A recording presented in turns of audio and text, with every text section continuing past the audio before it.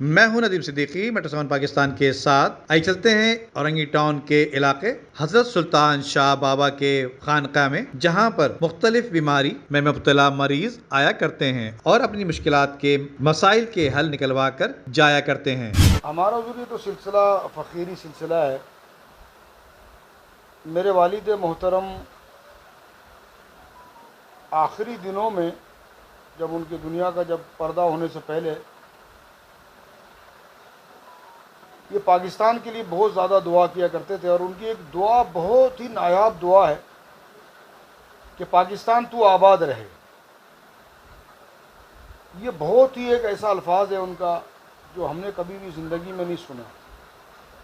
ہمیشہ ایک ہی بات بولتے تھے، پاکستان تو آباد رہے، پاکستان تو آباد رہے، پاکستان تو آباد رہے۔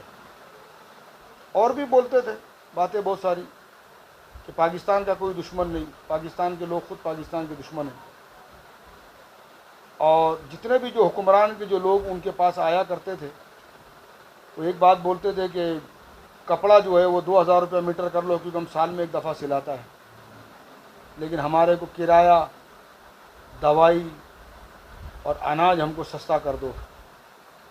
اور یہ تو ماشاءاللہ ایک دفعہ نواز شریف کے سارے لوگ ان کے پاس تشریف لائے تھے، تو میرے والد صاحب نے کہا تھا کہ نواز شریف ایسا جیت جائے گا کہ پاکستان کی تاریخ میں کوئی جیتا نہیں ہوگا۔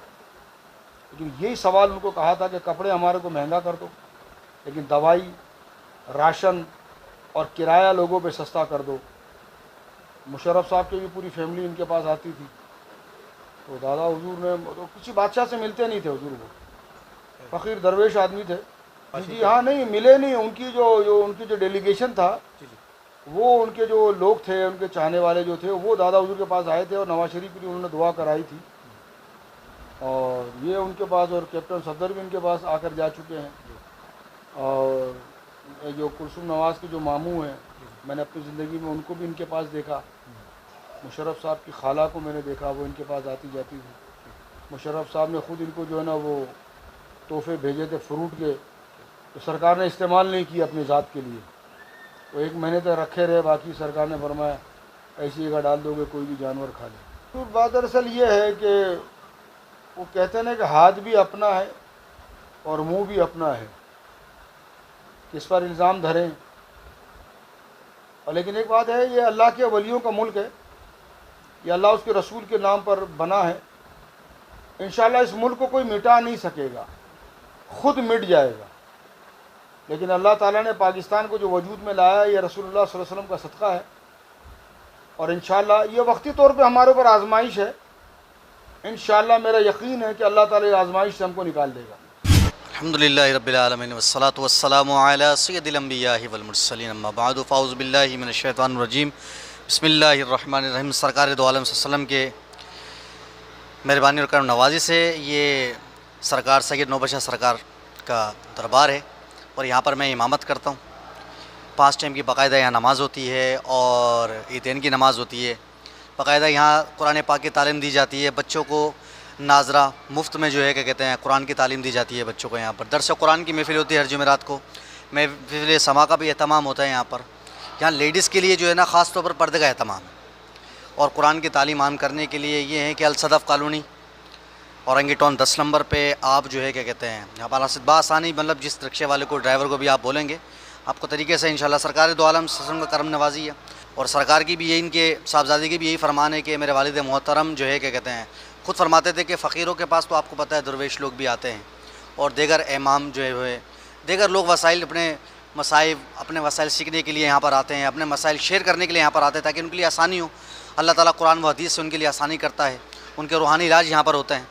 یہاں پر جو ہے کہ کہتے ہیں بیماروں کو شفا، کافی بیماروں کو شفا یابی ہوئی ہے، اور یہ اللہ کے بہت بڑے کامل ولی ہیں اللہ تعالیٰ کے، اور اپنے آپ کو چھپا کر رکھا کہ لوگوں کی رہنمائی ہو۔